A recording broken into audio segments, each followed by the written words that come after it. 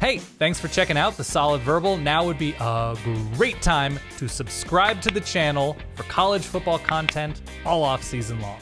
Welcome back to the Solid Verbal, boys and girls. My name is Ty Hildenbrandt. That fine gentleman over there, as always, you know him well, wearing a collared shirt today for this regal occasion. The one, the only Dan Rubenstein, sir. Welcome back. How are you? Forgive me for trying to bring a little bit of class to this operation.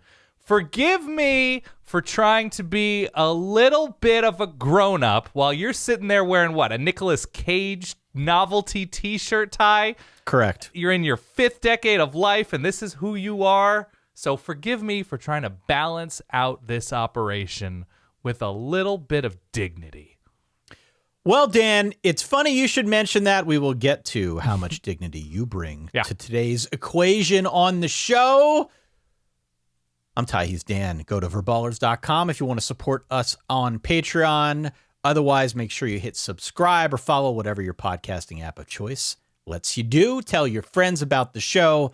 Follow along on social media. And, of course, smash the subscribe button over on YouTube. So, today's episode is going to be a little bit weird. Great.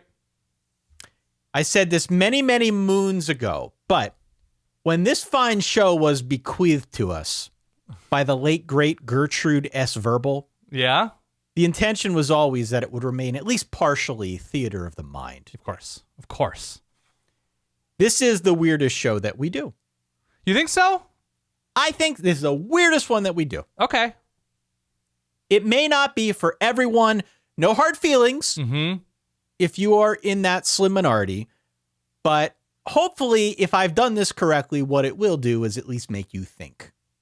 Make you think. Make you want to pause it and discuss it out on our Discord with other verballers. Sure. Verballers.com. Yeah.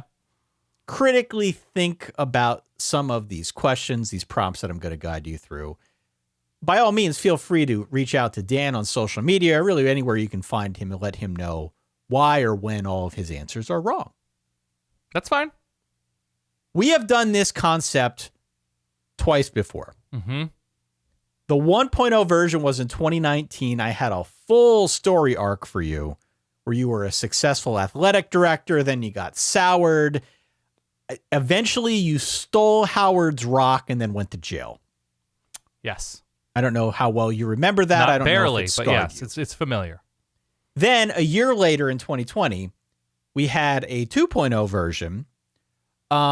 I had you as an idea guy under the tutelage of Supreme Leader Oliver Luck. You soared to incredible heights in the sport, and then you woke up and realized the whole damn thing was a dream. True. I remember that. I think that's 2020 was when it was, I don't know if it was COVID themed. Not that there was a COVID angle to it. Like, we didn't make light of it, obviously. No. Is that when I suggested we move college football to Vancouver and have donors watch the game from elevated pods? I believe that was what that was, yeah. All right. I stand by that. I believe that's what that was. Yeah. So it's been a couple years, but it is mid-June. We're kind of on that cusp between getting into the preseason and still being entrenched in the off-season. We dusted off the concept. Today, it's RPG 3.0.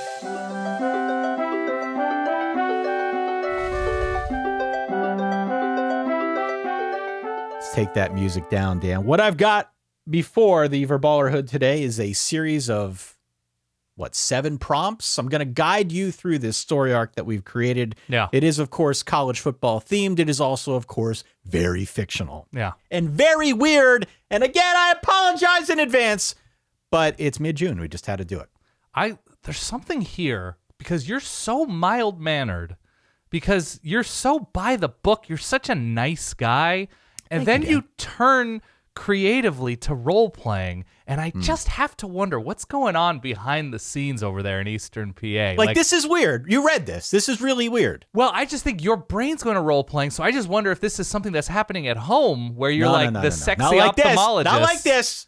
Not like this. I don't know, Ty, where you're just like, ma'am, your vision might be lost forever, but if I do an experimental procedure on you, I'm Dr. Ty. You didn't change your name in this. The role-playing wasn't great. No. And then Solid Wife Kate sees for the first time, and there you are, this stunning ophthalmologist. Like, there's something there.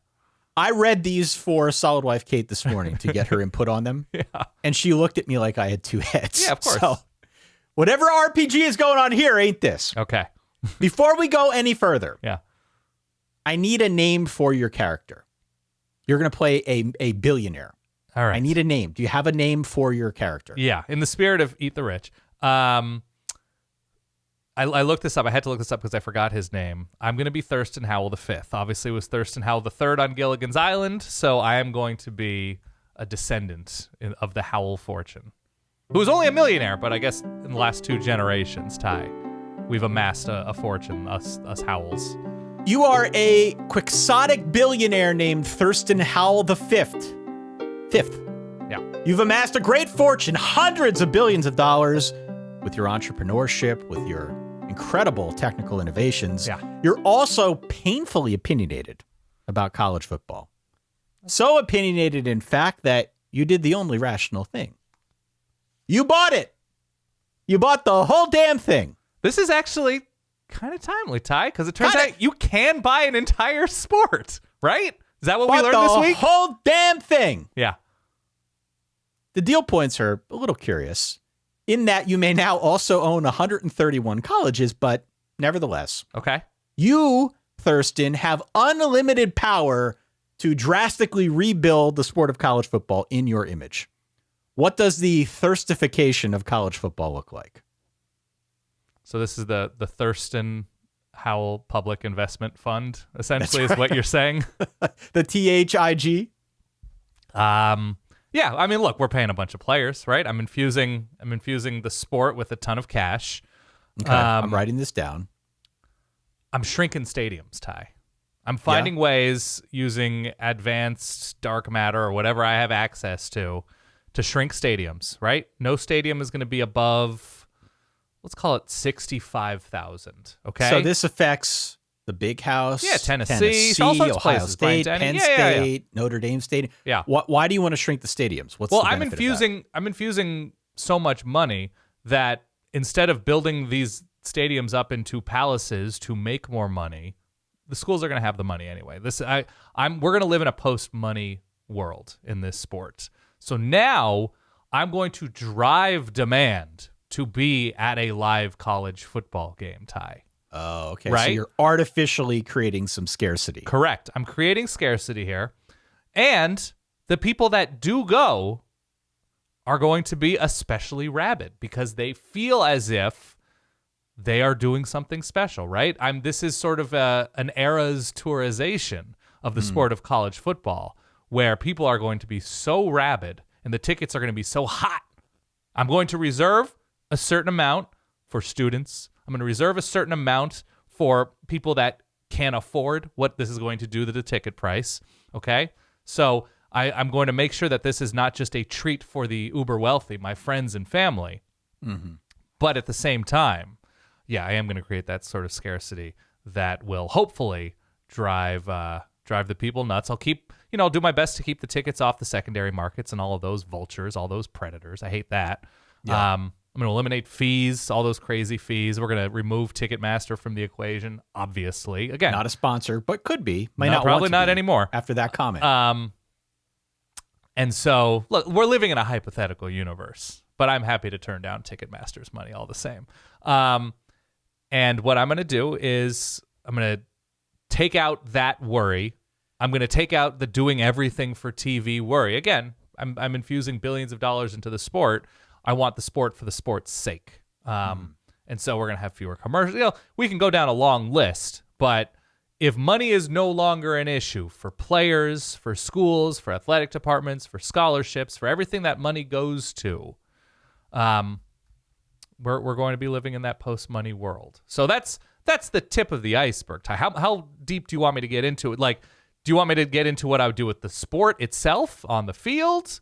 I don't know if money can change that. Power changes that, but yeah, I mean, from a higher level, Thurston Howell V ownership perspective, right? You're going to throw a ton of cash in so you can pay players and You can shrink stadiums. I would love to know the logistics and the cost of shrinking stadiums. We can talk about that in a little bit. Get a bunch of sledgehammers and a bunch of enthusiastic people, Ty. That's all it takes. A lot of angry people and sledgehammers. What could go wrong? So, are you changing anything, though, structurally to the sport, not just the stadiums and the money around it?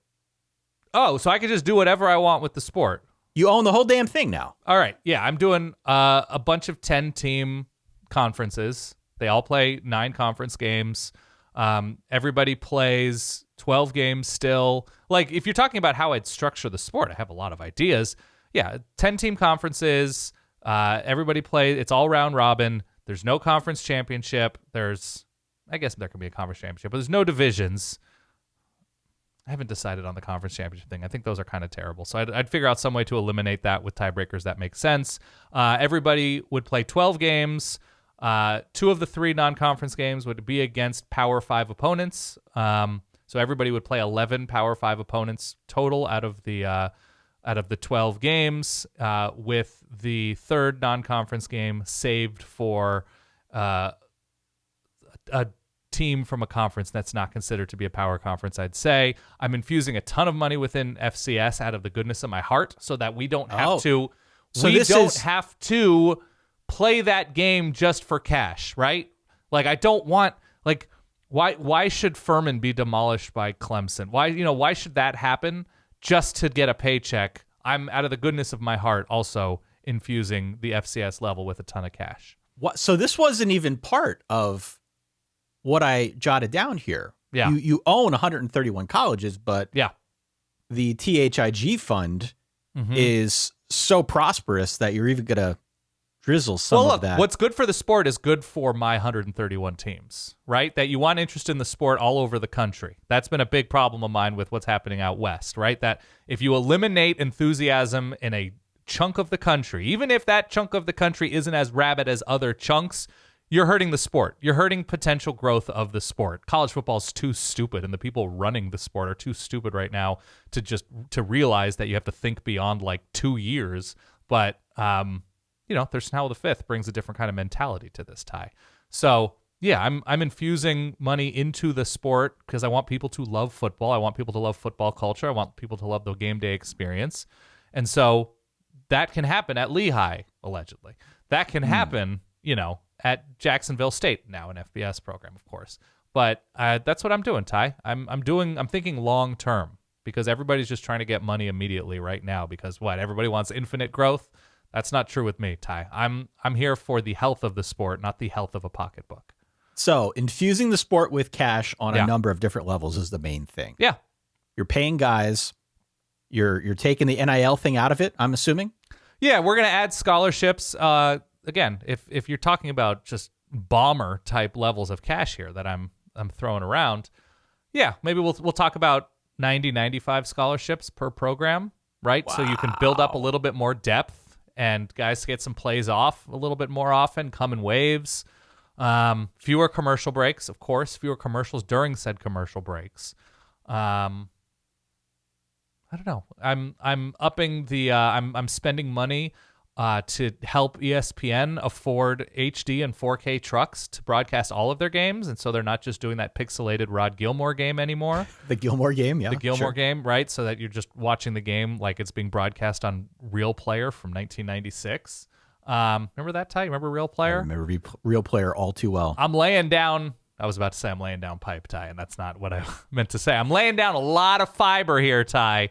I'm laying down fiber optic cable everywhere, so everybody's watching the game in stunning HD or 4K, even if they're streaming, so we don't have any issues here, Ty. So I'm really looking at infrastructure, Ty. It's infrastructure week here on the Solid Verbal for Thurston Howell V.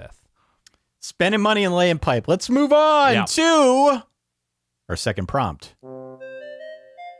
Your first year, Thurston, was met with mixed reviews. That's okay. But Georgia won the national championship again, and with Stetson Bennett, which is like a whole other conversation unto itself. But, tiny problem. Yeah. You paid a lot for all of this. I did. Entirely too much. And now, Dan Wetzel got a hold of the financials. And it's just a huge PR black eye for you. Yeah. And his story is true. You did try to sell Washington State on Facebook Marketplace. You're not going to tell him that. Oh, but the reports why you gotta are true. pick on the Cougs, Ty? Listen, you're trying to make your money back here. The reports are true. You can't tell him that. You know what Dan Wetzel does with that type of news. Who would I be selling Washington State to? Somewhere on Facebook. I don't know. It's a big world out there. Okay. Anyway, this is a huge mess. The accountants are all up in arms. They're counting on you to come up with a new way to monetize. That's where you hate the M word, but monetize college football without alienating the fans. They want to know what is your plan, Thurston. Now, I would add that in part one of this answer here, the story arc, you decided you needed to shrink the stadiums down to create that demand. And I don't know how that was received by the fan base, to be honest with you. Yeah, sure. So it's expensive, some of those demolition charges, of course, to shrink the stadiums. You're asking fans a little bit more on the front end if they want to come into the stadium and actually see the game. And then on top of it, which I didn't even script out, this is just Thurston and being Thurston, you decide you're also going to throw some money in on the FCS level. Sure, as well. Of course. So Lord knows what this costs, but your unlimited pool of money has found you in this predicament now where the accountants are just, they're in a tizzy. What is your plan to generate more income without, turning people away? I'm drilling for oil, Ty. Drill, baby, drill. Isn't that what you're supposed to say? I'm taking that dark matter. I'm taking all those. At the 50-yard line of Michigan Stadium? Where are you looking for this? We're going to start wildcatting, Ty. So you want me to figure out how to use college football to further infuse my own pocketbook to recoup some of my investment? Is that what you're saying? Let's say you're worth, I don't know, $200 billion. Sure. $244 billion. Just yeah. I don't know, pick a random number. Yeah. You paid a lot for this. You put a lot into it. You invested a lot on top of what you paid to get it. And now the bookmakers are looking at this and they're saying, cool, you're good now, but this whole thing is leaking money left and right. Right. And so we need another revenue stream. How do you do it? What do you do, Thurston? All right. Well, the very easy answer is you infuse money and then take like the old 1950s, 1960s Motown model where what I'm going to do is I'm going to pay a ton of players with a big old asterisk that they owe me stuff on the back end of their NFL contracts. Yeah. I'm going to be super evil about it, Ty. That I'm going to make sure everybody gets money, but I'm getting a piece in perpetuity of these contracts. So I'm acting essentially as an agent for every single player within the sport. So I'm going to be the Barry Gordy of college football. That's a tried and true, completely predatory and morally bankrupt viewpoint of business. That listen, you didn't make all this money in the first place without being at least a little predatory on the business side. Absolutely, Barry Gordy, not a sponsor, and probably will never be. Will not be. Yeah. Yeah, that's what I'm doing. Right, that you have to invest and say, okay, where are people making money on this? And so, sure, obviously, you get some in the coffers from season tickets and TV contracts and stuff like that because I own the sport and I'm selling and licensing the sport. But also, yeah, that's what I'm doing. I'm getting a piece of every single future NFL player's contract that in perpetuity. It's not a lot, but over time, it can add up. And so that's what I'm doing. I'm writing a lot of legalese and fine print into all of these players' contracts. The lawyer charges for this are going to be preposterous. That's true. And they're probably going to take some of these agreements before federal court. I can't imagine it's all legal, but no. If you're asking for a small sliver of the Again, you saying I have $244 billion. Who is going to outlast me in court, Ty? Well, this is true. This is very true. Yeah. So you're basically charging a royalty on your players. That's correct. Absolutely correct. Sorry, I'm chewing some ice. It's very evil ice. Wow. What's more profitable than being evil, Ty? Nothing. Okay, so oil, I guess, or sort of harnessing. Maybe the dark matter is something that I'm going to be able to sell at a premium if I was able to destroy all those tops of stadiums. Wow, this is extraordinarily evil. Again, what is a better way to make a bunch of money back that isn't evil? in the history of the world, in the history of, like, since the Industrial Revolution, Ty, there is one tried and true way to make a ton of money after spending a bunch of money. Right. And it's pure, uncut, unfiltered, predatory evil. Right? I did not expect this answer. And I'm not an anti-capitalist here, Ty. I'm not saying this as some sort of symbolic speech of some kind. Capitalism's fine by me if wielded correctly. But if you're asking me to most effectively make money, it's predatory means. You do what you got to do, yeah. Let's move on, shall we? Yeah.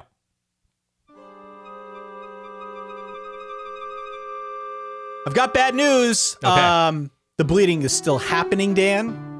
Another year, another L on the bottom line. Yeah. And now you're in desperation mode. Okay. So last-ditch effort. You're trying to spike the ratings. You're trying to spike interest. And you've deployed a novel concept that you borrowed from your secretive quantum physics lab. I'm listening. There's been a mysterious energy breakthrough that you haven't told anybody about. I mean, it's how I destroyed those stadiums. It's how you destroyed the stadiums. I think you've also proven yourself one to engage in some questionable tactics if you need to. Right. Totally. You have combined both of those and opened up a time warp of sorts, a portal into years of college football past. Oh, my God. Yeah, this is getting my really brain's weird. going to an interesting place here, Ty. Yeah, play that music. All right. What you are going to do now is assemble an all-time all-star team to play last season's national champion. Again, the Georgia Bulldogs, still oddly with Stetson Bennett, which I don't know if we've got the brain power to sort out here. So you can put together a team of the eras, literally an Eras Tour style thing here. Who are your first 5 picks, Thurston, as you assemble a literal college football team for the ages? Okay. That's enough of that. A few caveats here, a few asterisks. I'm not going to select any Georgia Bulldogs. Okay? We've had enough Georgia on this episode. Well, again, I have to defeat Georgia. And so I just feel like that's in poor taste to say, I'm going to get Nick Chubb. I'm not doing that. Okay? Okay. By the way, is asterisks the proper pluralization of that word? It's definitely stabs for staff. Yeah. Of course. Hold on. Plural. Don't question me. I'm worth $244 billion. Asterisks. I like asterisks better. Asterisks is so good. It's just so rolls fun off to the say. Okay.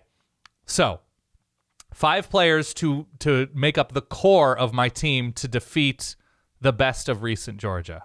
Right. I'll even say you can combine the last 2 Georgia national champions. Okay? So you can combine having, you can have Jordan Davis on the team, Nakobe Dean on the team. You can have all these guys on the team that played 2 years ago, combined with last year's team, Trevon Wallace, all those guys. The starters from last year's team. Obviously, there were guys who played on both teams. So, I'm going where champions are built, Ty. And I'm going to the most obvious answer, and that's Pittsburgh, Pennsylvania. And I'm loading up with 2 of my 5 players, probably from Pitt. I'm taking Aaron Donald. Okay. So when you ask me this question, is the implication I'm getting who they were in college? Yes. Or am I finding... obviously, I'm getting the college version of them. But there are some players who were merely good in college and blew up in the NFL, who then you could say, like, well, the college version of them is probably also going to be excellent. Yeah, the limits of this technology... Yeah. The still rather unproven technology, right, are that you only get them from when they were in college. You're not getting kind of the eventual future version of Aaron Donald. You get Aaron Donald at Pitt. I still think that's pretty incredible to get Aaron Donald at Pitt. He was good, but are you taking him as one of your top 5 picks? Okay, so I want a dominant defensive tackle, okay? I want a completely disruptive defensive tackle. I want a quarterback. I want a lockdown corner. Although, against a Georgia team, do you need that kind? Like, would that be the most necessary? I'd probably take a crazy middle linebacker over a lockdown corner because they're so few and far between. Okay. So I'm taking dominant defensive tackle, sideline to sideline, inside or middle linebacker. I'm taking a quarterback. I'm taking a winter wonder of a receiver, and I'm taking some kind of offensive lineman. I don't think I'd waste it on running back against this Georgia team. If I were to, it would be somebody do everything. So you're an Alvin Kamara or a Reggie Bush or a Christian McCaffrey. I'm probably going to limit this to the more modern era because there is so much crazy speed and athleticism on this Georgia team, especially on defense, that I need somebody with the training and athleticism of somebody that was more modern. All due respect to, I don't know, whoever you want to think of from the 70s or something, to Billy White Shoes, well, everybody like that. Okay, so I'm taking, I'd be between Aaron Donald and Ndamukong Suh. And Ndamukong Suh is a really good answer. In terms of pure unadulterated dominance. Right. I'd start with a Sue or Donald type. I'll probably take Aaron Donald. Once again, Pittsburgh, PA, where champions are forged out of steel. That's right. Always out of my steel. other Pittsburgh thought would have been Revis Island, but now I'm backtracking on. He's a Pitt Panther, is he not? He is Pitt Panther. I think I'm backtracking on the corner element because you're not dealing with crazy downfield passing attacks from those Georgia squads. I'm taking probably Patrick Willis. I was going to say Patrick Willis, your boy. I was either eventual 49er. Willis or Kuechly was where my brain went in terms of dominant inside linebackers. There's been some great ones at Alabama, but I think, Luke Kuechly knew every single play that was happening. And Patrick Willis was just unfair stupid. I'll give you Patrick Willis. Why don't we go Patrick Willis? We'll go Patrick Willis. I'm going Joe Burrow at quarterback. Really? I'm going Joe Burrow. Why Burrow over some of the other quarterbacks that we've seen in college football? List them for me. Well, I mean, there have been a lot of great dynamic quarterbacks that can go on the move. Vince Young. Vince Young was impossible to bring down. Sure. Back in the day. And brought an element. People would always say he'd get outside. He didn't realize how quick he was. Yeah. So that can stress that really talented Georgia front seven, make them make some mistakes, take bad angles, that sort of thing. I think Vince Young's a compelling answer. Can go back as far as like Virginia Tech Mike Vick in terms of getting a quarterback who can scramble, get outside the pocket, and change the game. And I think when you're going up against a team like a Georgia or some of the Georgia teams we've seen, you want that quarterback who can, when things break down, improvise. So in 2019, Kirby Smart's defense helped to lead the team, because it was a Jake Fromm team, to the number 4 ranking and SEC East crown. Okay? They play in the SEC championship game, and Joe Burrow goes for 350 yards and 4 touchdowns, no interceptions, and drops 40 on them without so much as breaking a sweat. I'm pretty confident that Joe Burrow is my guy. Joe Burrow's a great answer. Okay. So you've got your 2 defenders in Aaron Donald, Patrick Willis. Now you've got Joe Burrow. Yeah. Who are you going with next? I'm taking whoever along the offensive line. There's so many incredible options that have won Outland trophies, or what you can take. Quentin Nelson, Notre Dame. That's not a bad answer for the tough interior defensive players that have been completely dominant for Georgia. Tyron Smith, USC, I believe. Penei Sewell, just to get some Oregon in there. It doesn't matter to me. All right, so like a Jonathan Ogden type for your left tackle. Yeah, absolutely. Well, that might be. He was incredible. Obviously, one of the greatest offensive linemen ever. I'd go somebody a little bit more recent that is used to seeing the speed. Jonathan Ogden's playing against like 90s Oregon State. I'm just not there yet. Yet, as if I'm going to be convinced at some point in the near future. So some modern, quote unquote modern offensive tackle who was drafted, top 5. Yeah, I'll go Penei Sewell just to have the Oregon element. It's my team. Okay. So I have 4 now. You got 4, and I think you said you wanted a wide receiver here to kind of cap. I could go receiver. I could go tight end. Something about tight end is a little bit. It's speaking to me a little bit more, because if you have a great, perfect tight end, then you're getting a ton of productivity in the blocking and receiving game. So I think I might go with tight end. Okay. That's interesting. I think I might. Do you have a guy in Well, mind so like here the for idea is like Travis Kelce might be the best tight end ever, right? Right. But I don't know if he was at Cincinnati, right? That he wasn't.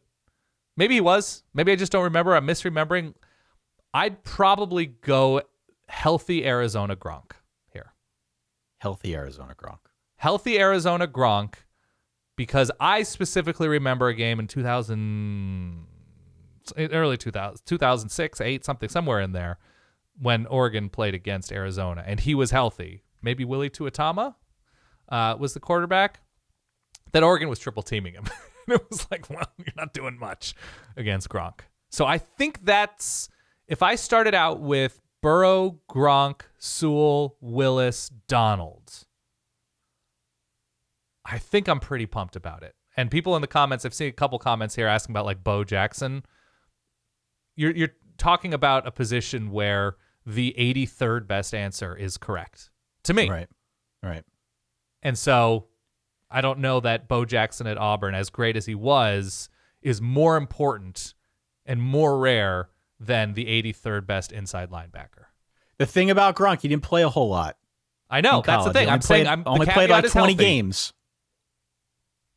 So look, who else is up there for you at tight end? I'm putting you on the spot here. There've been great Notre Dame guys. I mean, Kyle Rudolph was really good. Yeah, but I don't know Notre if that's Dame changing side, the and complexion you could, for I mean, me. there's a long list. So you got Tyler Eifert, who's another one. I was thinking Jermaine Gresham. That's Was pretty good. Really good in college. Yeah, as well for Oklahoma. Played a couple seasons, had a ton of touchdowns. but he's not a healthy Gronk. He's not a healthy Gronk. No. Like, imagine Joe Burrow in the red zone throwing to healthy Gronk. Tell me who on any of those Georgia teams is doing anything about that. No. Yeah, that's all. Travis Beckham for Wisconsin was really good. All these, Wisconsin and Iowa have had a ton. Like, the thing is, I could answer George Kittle, but I have no idea how good George Kittle was in college because it was the Iowa offense. And Iowa had no idea how good George Kittle was. TJ Hawkinson, Noah Fant, like, they've had a ton of guys who've made plays, but at least on those, I think that was Mike Stoops, Arizona. Mike Stoops and who was the offense coordinator? I think Seth Littrell, maybe. That at least I'm confident that Nick Foles, all those guys, Willie Tuatama, they were throwing to brilliance. So yeah, I'll go healthy Gronk. It's my billionaire world portal. I'm plucking him from a healthy moment in his career at Arizona. Well, the All-Star game was electric. Georgia finally lost. Of course, they lost this game. Unfortunately, the same is true for your pocketbook, Dan. Okay. Or should I say Thurston? Thank you. You know how much it costs to open up a damn portal? You're going to make me be evil again? You're just never going to make that money back. It's okay. So your lawyers, your legal team, your army of lawyers crafted a way that you can give out 4 big chunks of this big old boat of an investment, college football, and write them off as charitable donations. Yeah. So now the question is to you, Thurston. Who are the 4 noble custodians of college football who can lead this sport out of your big old shadow? So to whom am I bequeathing and spreading the wealth? The modern 4 horsemen of college football. Right off the top, Larry Scott. You're trying to set him up for the future for success. You still are a fan. I'm short in college football. You are evil. So okay, it's your game.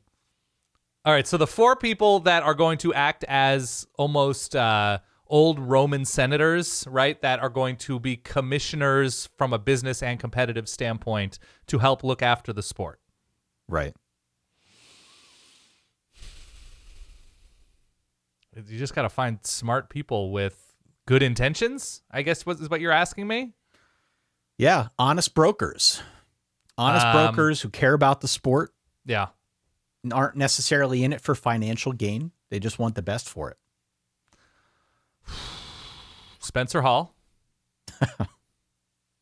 Yeah.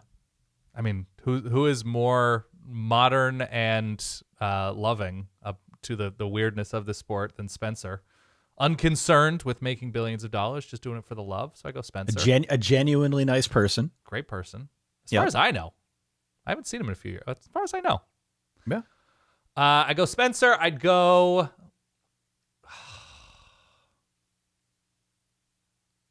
Man, this is a tough question. It's a tough question because you could say somebody who like has the business acumen, and or we perceive, like I say, Bob Iger at Disney, right? That you like he put this in prime position and content is king. But then you turn it over to TV like we've turned it over right now, and you're getting some pretty terrible decisions. I think you need to stay away from the TV folk. I think so too. You know, like if you like Spencer as an example, Spencer knows where good content is. Yeah.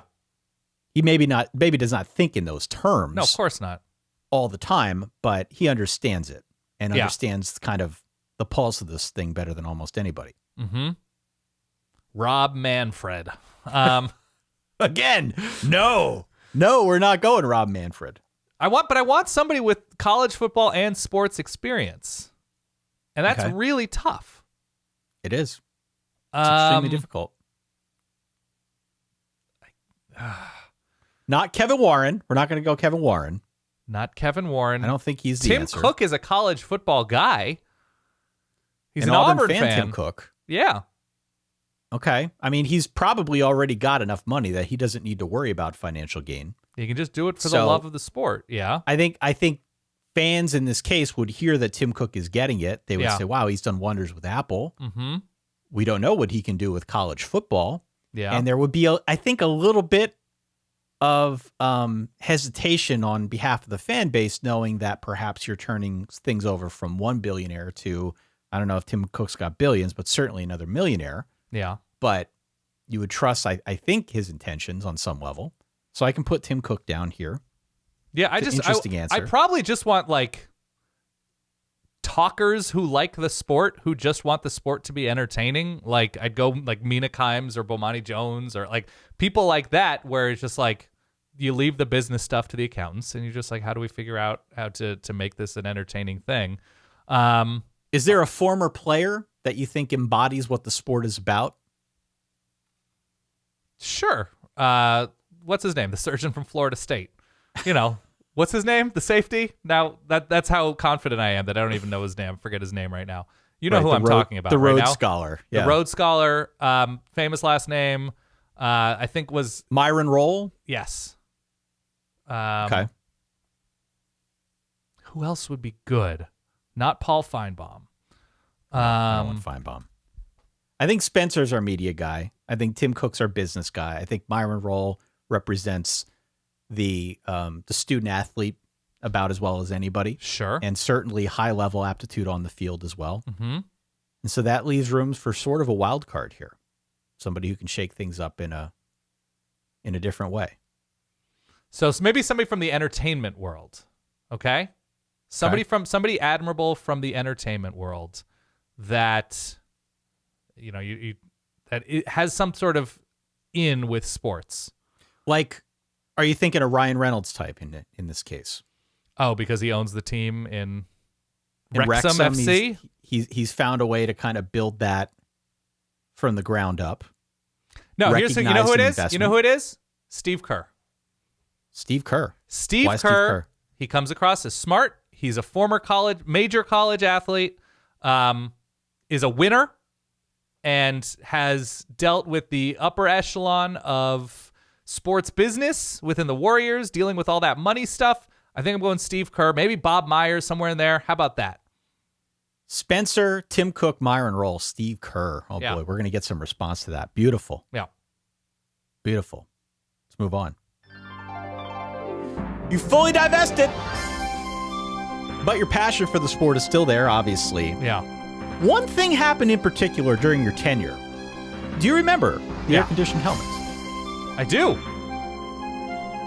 So, you decide, now that you're fully out of this thing, that you're going to combine your love for technology and childish indulgence. Mm-hmm. Introducing Electrofit Gridwear. It's your new venture. It aims to revolutionize football uniforms and equipment with futuristic designs and, let's say, thoughtful integrations. Yeah. Thurston, describe for me your next iteration of the futuristic college football uniform. that your company is bringing to life? What kind of innovation or technologies, enhancements does this uniform possess that make it unlike anything ever seen before in the sport?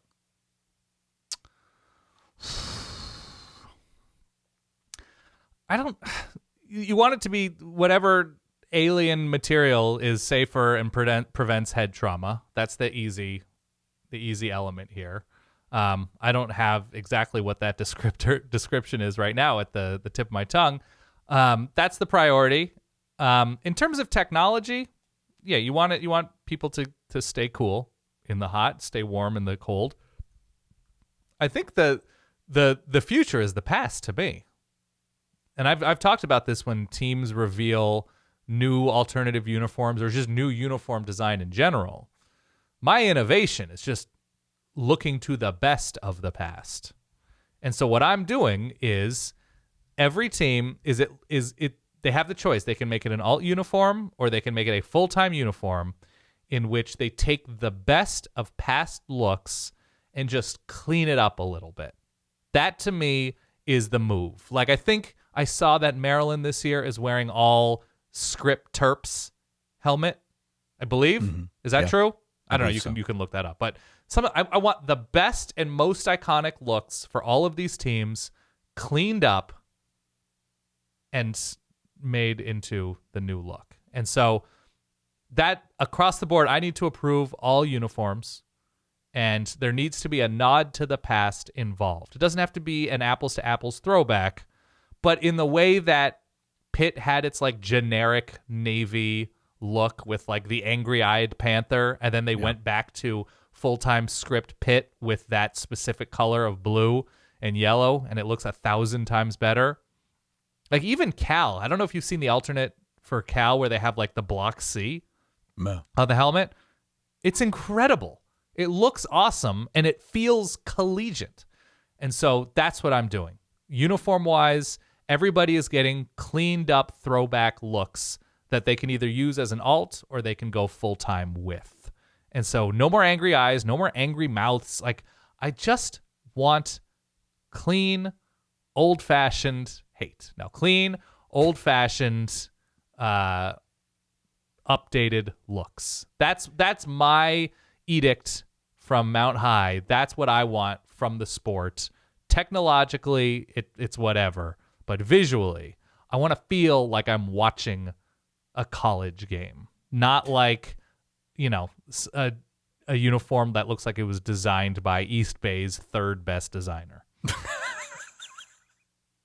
Shout out East Bay. Not a sponsor, could be. Still could be. Don't even know if they still exist. But damn it, did I love receiving that catalog, every month and just like, oh man, look at the new Air pennies. It was as thick as the phone book, those old East Bay best catalogs. I love those. Yeah, so that's what I'm doing. That's my main comment. And also, if you want to go double color looks for rivalry games like USC and UCLA do, I would almost make that mandatory. Unless there is like a clear clash, right? The 2 shades of blue, 2 shades of green, something like that. That's what I'm going with for I'm much more about the visuals than I am the actual technology here. I figured you would be, Thurston. Yeah. I just know that about you. Mm-hmm. I figured that your innovation would be more on the design side. Obviously, staying cool is important. Mm-hmm. It seems as if we're getting there with the tech. It's helping. Yeah. See air-conditioned helmet mentioned in the intro to this segment. I do like the angle of like metamaterials that can prevent the trauma, like a vibranium type of stuff from the Avengers, Black Panther, where you can find some way to prevent the trauma. I don't know what kind of hits you would see if everybody had that kind of armor on them. That would probably make the game more interesting. But as long as we're protecting the hard outer shell, the guys within, I think that's but my stance is college football is arguably the least futuristic and future-looking sport, right? It's an older audience, and it's people who are celebrating their time at the school with their fandom in many cases, not all cases. And so you are a Houston fan, you are an Oklahoma State fan, you are a Cincinnati fan. I guess I'm just using Big 12 schools here because either you or somebody or somebody you're related to went to that school. So there's that element of celebrating the past. to college. And so that's why I don't want to NFL blitzize the uniforms or the experience. I want everything to be, especially familiar, nostalgic. Is there pressure from Tim Cook to try and integrate the Vision Pro into the helmet? Oh, God. Probably. I'm going to have to, Timmy. Do your thing. Stay in your lane. We're good here. You could see that happening, right? I mean, you bequeath part of this. I could go, I could have like the refs utilize it. I don't care about what's happening with them, so we can get that. They have access to a little bit more technology in terms of making bang calls, and also you can broadcast that look potentially to the TV partners using the Vision Pro and some sort of onboard transmitter, something like that. Yeah. Interesting. Okay. So the uniforms are a hit. Yes. And here's the thing that we're seeing now as we watch these games. The games are more exciting than ever. I believe that. I'm going to cut the music here for a second. And that's when Dan Wetzel, that pain in the ass Dan Wetzel. Wow, Ty, you and Wetzel, huh? Drops another bombshell on you. Your uniforms have a secret AI chip embedded within the fabric. Oh, Tim! You are a tech guy. No, this is you, Thurston. This is you. This is how you made your billions. Partially true. On tech. Yeah. AI chip embedded within the fabric. And while they're on the field, they communicate with the satellite. They operate a bit like drones. Yeah, play that music. Well, this is more the spacier one, yeah. I'll play that one. That's good. Yeah. Operate a bit like drones when they're out there. Every game's about, 20% more watchable. Okay. If Wetzel is to be believed with this bombshell reporting, let that play out. It's because of an algorithm, Thurston, that you and your company developed in secret after getting access to Bill Connolly's SP Plus and doing some kind of reverse engineering. We're not even sure of the particulars. What exactly did you tweak to achieve this effect, to make the games more exciting vis-a-vis the uniforms and the tech within? To make college football more exciting via the uniforms? The uniforms have the chip. Oh, okay. And so it's like, when Jim Carrey would put the mask on back in the day, he kind of turned into a separate creature altogether. When Henry Rowengartner broke his arm and it healed and all the ligaments were tight, it was almost like an alien arm on his body. That's how he ended up on the Cubs to begin with. Yeah. So what I'm saying is they put the uniforms on. The uniforms kind of have a mind of their own. So the players are doing their thing, but the uniforms are getting an assist here, and they're making the product about 20% more watchable. The games are exciting. The product as a whole for the fans is a lot better. What did you do? What did you tweak to the algorithm to have this effect? I'm going to pivot, and I'm going to say it's not in the uniforms. It's in the coaching pullovers and Matt Rule smocks and things of that nature. The Rule smock. Continue. Yes. So instead of the players who are merely doing what coaches ask of them, I'm changing the chip set into the coaches, pullovers and polos and such, khakis. So Wetzel was wrong. Wetzel got a little bit of a red herring, but he's not too far off. He's not too far off, but leave it to Yahoo Sports. Trying to break every story. We're not going, there's basically no more punts inside of your own, let's call it 35. You just can't. And anytime the coaches feel the urge to punt, I don't know if it's like a little shock to the system or it's using some sort of magnetism to affect that part of the brain that controls fear and cowardice. Whoa. So that's what I'm using here. You're saying 20%. You give yourself 25% more opportunity when you decide to go for it on fourth down. So I'm saying aggression there. All due respect to punters. I think punters have a place, especially the best of punters. Who was it for Texas a few years ago? Oh, yeah. Michael. Come on, Ty. I forget. I think he's with the Seahawks now. Yeah. Seahawks punter, Michael Dixon. There it is. Yeah, that's right. Right. One of those Alabama guys. So they have their place in my sport. But there is going to be a lot more aggression involved on the sideline, in the booth, with the AI chips. You're talking about polos. Yeah. Cameron Dicker, the kicker? Is that the guy you're thinking? No, of? Michael Dixon. Dicker the kicker was a place kicker. Yeah. Born in Hong Kong, if memory serves, but continue. Oh, okay. I'm also likely going to, well, I guess this is more rules. I was going to say get rid of like the nepotism stuff with, Ferentz. And even like Kyle Shanahan's a great coach. I just don't want him coaching with Mike Shanahan. Well, I mean, look, the rule smock is on at all times. Maybe that's true for other coaching smocks. Right. So if this is the type of thing that is now embedded within the fabric, coaches don't even know. It's like an enemy of the state situation here. Perhaps it's altering the entire marketplace of ideas within that coaching room. Right. Yeah. Because so I don't want to see. I don't want to do anything. Banned.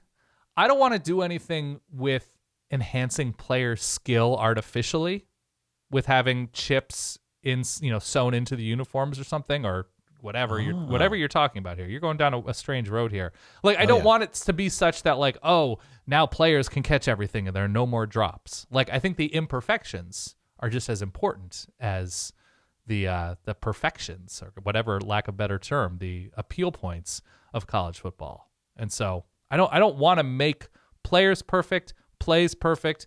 I just want people to go pedal to the metal, balls to the wall at all times. So what's interesting about this is Dan Wetzel, who's usually never wrong. Never. He missed a little bit here.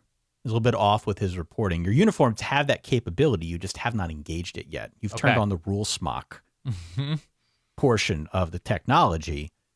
That's what's communicating to the satellites. That's what's being tweaked. But ultimately not the on-field product. Players just feel better in the uniforms. That's why they've reported all of these great gains and why the games are more watchable, because they can perform better. Yeah. Not because they're being controlled secretly. You wouldn't do that, would you, No, Thurston? Definitely not. Finally, people found out about this. They're not letting you anywhere near college football. That's fair. That's fair. Can't go anywhere near. You're not in jail. You didn't break the law, but it's better this way. You're just kind of on the outside looking in. College football's got a crisis now with the uniforms. They got to deal with that. They're going to stick with everything, I think, through the national championship, right? Just to keep everything normalized. Yeah. But who knows what happens next season. That turns out to be a curious decision as well. Okay. Do you have that spacey music again? I do. I think it's right here. Yeah. Yeah. Bring it down just a little. It's a little loud. A little loud. Thank you. Of course. An alien mothership detects all those signals being sent up to the cloud. Okay. Specifically the RPO stuff, because that's a foreign concept to them. The alien ship comes down, lands on the 50-yard line of Hard Rock Stadium during the national championship. Oh, look at that timing. Yeah. Incredible. Time of great panic, also celebration. We're not alone, but confusion. Jim Harbaugh's there. He wants to board the ship. Of course he does. Everyone's holding back. Come on, Jim. Jim's never felt comfortable here, let's be honest. But that notwithstanding, the doors open up. The puff of smoke emerges, as does a group of 5 identical Dan Orlovskis. What? They're wearing form-fitting suits like they're in a Marvel movie. Yeah.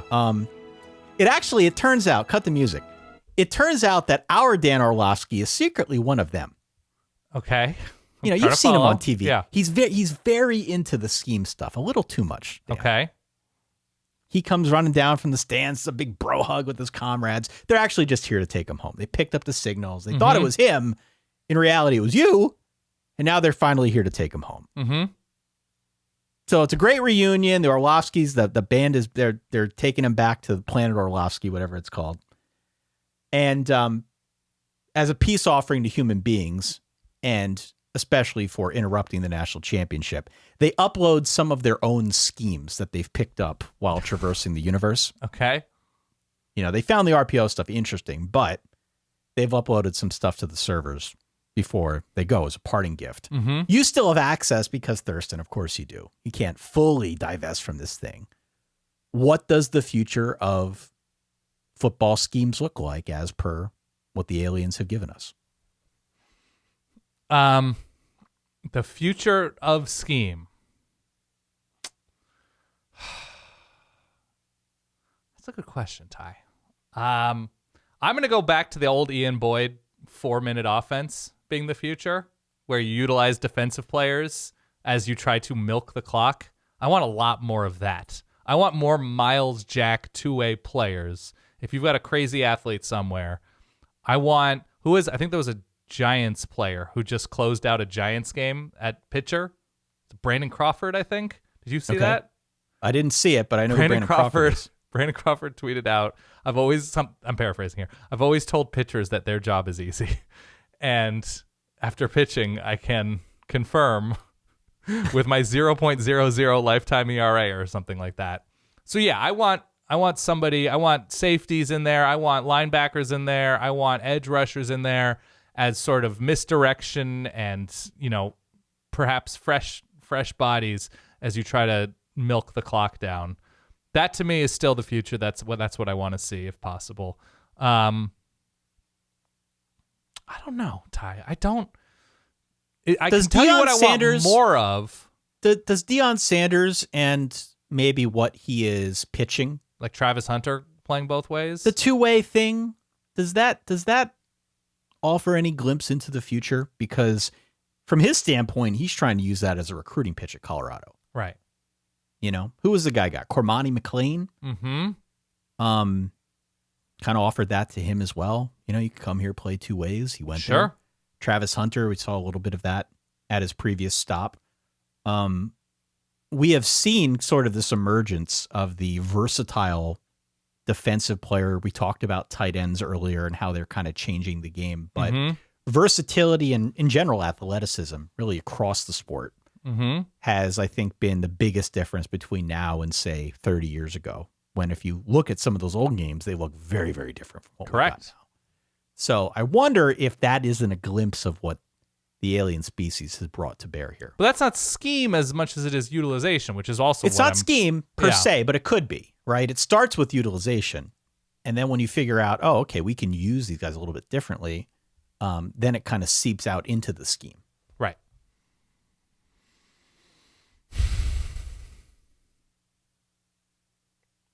I have a lot of things I don't want to see, but in terms of scheme things I want to see more of or evolve into the future. Well, what don't you want to see? What don't I want to see? I don't want to see plotting. We talked about this recently, that I don't want to. Maybe it was on a Q&A show or something. Maybe this past Q&A show where it's, clock killing offenses, where it's offenses there to serve defenses. That's hard to quantify though. So scheme stuff I'd like to see. I think there should be a minimum number of shots downfield. You just gotta hit. You gotta throw the ball 30 yards in the air or something like that every so often. Like maybe some minimums that you gotta take shots. Can I tell you one that I think maybe they might offer? How about everybody has to into who looks after the Oscars results in the suitcase, like Price Waterhouse Coopers or yeah. Everybody has to submit a trick play for approval to an independent, secure organization before each week. You have to run a trick play either in the second or third quarter. Excuse me. How about third or fourth quarter, second half of every game, and so that an independent body managed by who else but Oliver Luck looks at the drawing of said trick play and approves it as a trick play, right? It has to meet a certain barrier. It has to meet a certain threshold to be considered a trick play. And every team has to call it in either the third or fourth quarter. And if they forget, there will be a reminder at the start of the fourth quarter from some sort of booth in the stadium. I tell you what I would like to see. Tell me. One of the things that I think they would posit on this mysterious hard drive that they've uploaded these schemes to. In traversing the universe, they've found a way to actually utilize the 2 quarterback set. Okay. Because we see that a lot maybe not a lot, but we see it more often than not throughout the course of the season where teams have two quarterbacks and they want to try and utilize one or put them both in the field at the same time. Every offensive coordinator says, man, we got two quarterbacks that we feel confident going with. And so they put them on the field at the same time. They only ever use one, right? I would like to see a scheme. So what is it, though? You got to tell me. I imagine somewhere in the universe, some offensive coordinator has found a way to utilize a two quarterback scheme in a way that one isn't just used as a decoy. Right. I don't know what it looks like exactly. Well, it's a double pass or the threat of a double pass, right? Not necessarily a double pass, but they're finding some way to utilize that set and not just use one guy as a decoy. That's what I'm detecting here. Sidebar. Do you have a current favorite, either broad category or very specific type of trick play? Oh, for me? Yeah. Yeah, I mean... I was thinking about this the other day, where you're just really? like, yes. I was thinking about this type of play, and the floor is yours, but I'm letting you buy some time right now. I'm vamping to buy you time. Where you're like, I wish my team ran it more. I wish everybody ran this type of trick play more, because when it works, it is a thing of beauty to behold. Yeah, I mean, the fake field goal. You like a fake field goal. Now, is that considered to be a trick play? I think it counts as a trick play. Okay. The fake field goal creativity that we have seen over the last 20 years is robust. Yeah. And the play that I always come back to, and we saw any number of like SEC teams try this. Remember LSU did it once. And I was at the LSU game that I think you're thinking of against South Carolina in 2007, maybe? I mean, the best fake field goal I've ever seen is where the holder throws it back over his head. The toss, over-shoulder toss, yeah. The over-the-shoulder toss to the kicker as he kind of runs basically like a sweep. As the edge guy is collapsing inward, and then the kicker runs to the outside. That's my favorite play of all time. That's my favorite play of all time. That's a good answer. One that I would like to see more of that I feel like is relatively untapped is because we've seen so much of like the rugby style punt. Mm-hmm. There's always that like, will they, won't they, of course, along the front line. Always where fun. Are they going to rush the punter? Are they just going to drop back? And it seems like it's ripe for some kicker with raw athleticism to just bolt down the field. Mm-hmm. I don't feel like we see that enough. So my favorite punt, if we're talking about fake punts, my favorite fake punt is the snap to the up guy, the up back. Oh, yeah. While the punter sells the snap over his head. He does the jump. The salesmanship of a well-sold, this bad snap. And then everybody's panicked and they don't know where the ball is as the up back is running through the B gap or whatever with the ball untouched. That's perfect. I love that. I also love the fake punt return. Where there's two guys back and one guy is calling for a fair catch and it's the other guy who catches it on the other side of the field. That's always fun. It's the kickoff as well. My favorite concept of all time, I don't know if it's necessarily been the most effective, is when a guy with the same color shirt lays down in the end zone. Oh, well, yeah. That's like the old Chris Peterson special. I don't know if he's the one that deserves credit. The thing I was going to say, though, on a standard play, right, where you're running an offense and all of a sudden the coach is like, all right, just run it. Now, Philly special is obviously perfect, and that's its own thing. And that was NFL, but obviously it's been run in college. That's wonderful. My personal favorite as a TV moment, and it's incredibly difficult to pull off.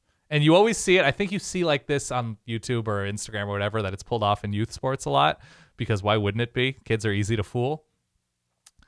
Standard play, quarterback is in the shotgun, and then the quarterback starts walking towards the sideline, yelling at the coach that it's the wrong play and it's the wrong formation, and he can't hear. His hands are to his helmet, and he's barking at the coach, and it's all a decoy, direct snap to the running back. Because that's at that point, right? Sometimes the offensive linemen will sort of shift a little bit collectively and then lock in, so they're still. And then the defense is like, I guess we can go down on a knee while the offense figures this out, and then they run the play.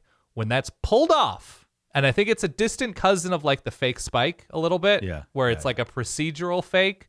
But when that's pulled off and the defense is caught snoozing because the quarterback is barking at the guy who's signaling in the plays, the 4-string quarterback wearing the neon yellow hat, that to me is when I gasp with pleasure. Do you enjoy that? Oh, I love that. It's very difficult. It's the best. Very difficult. But in this world of, hurry up and then look at me, right? That so many offenses are reliant on that there is that possibility for every so often being able to take advantage with salesmanship from the quarterback. This has been an extraordinarily weird episode. It's great. College Football RPG 3.0. Mm-hmm. Best of luck to you, Thurston, in your future endeavors. Hopefully they will not involve college football because you kind of ruined things a little bit. That's okay. You asked me to speak from the gut, and that's who I am. Summoned the aliens, blew a good chunk of your personal fortune. Mm-hmm. Got everybody up in arms. Dan Wetzel. Again, pain in the ass, Dan Wetzel.